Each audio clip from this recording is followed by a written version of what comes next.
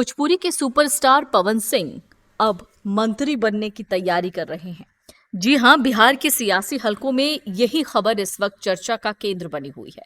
Bhojpuri star और नवनिर्वाचित MLC Pawan Singh को लेकर बिहार की राजनीति में चर्चाएं तेज हैं।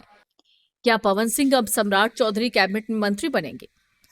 भोजपुरी सिनेमा के पावर स्टार पवन सिंह को लेकर बिहार के सियासी गलियारों में चर्चाएं तेज हैं।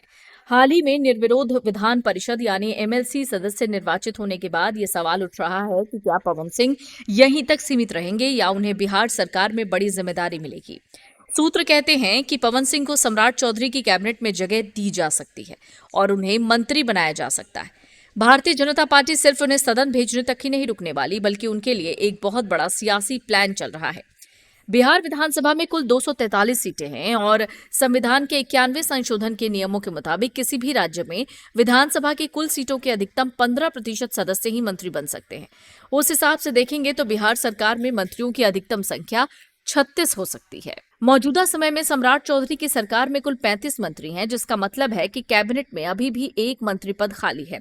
राजनीतिक गलियारों में इस बात की पुरजोर चर्चा है कि इसी खाली पड़े कोटे को भरने के लिए पवन सिंह के नाम पर विचार हो रहा है और मुख्यमंत्री के विशेषाधिकार के तहत उन्हें इस कैबिनेट में शामिल किया जा सकता है।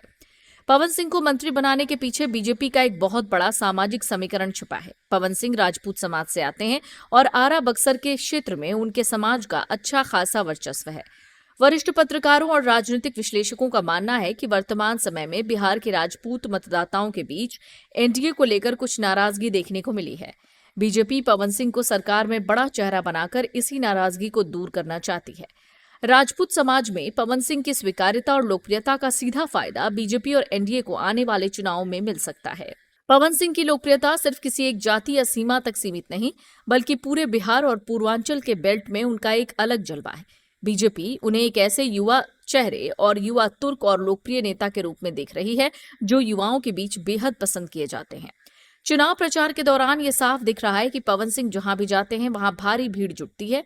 वो एक बेहतरीन क्राउड पुलर साबित हुए हैं। ऐसे में बीजेपी को बिहार में एक ऐसे चेहरे की जरूरत है जो जनसभाओं में भीड़ को पार्टी की तरफ आकर्षित कर सके। लोकसभा चुनाव 2024 के दौरान पवन सिंह को लेकर काफी उठापटक देखने को मिला।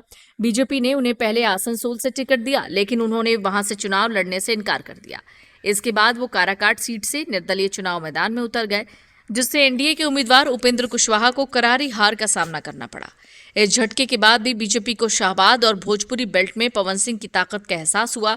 अब बीजेपी पवन सिंह को बड़ी जिम्मेदारी देकर पूरे बिहार में युवाओं के बीच घुमाने का मन बना रही है, ताकि राज्य में एक नई और मजबूत लीडरशिप तैयार हो जो भविष्य में पार्टी के लिए तुरूप का इक्का साबित हो।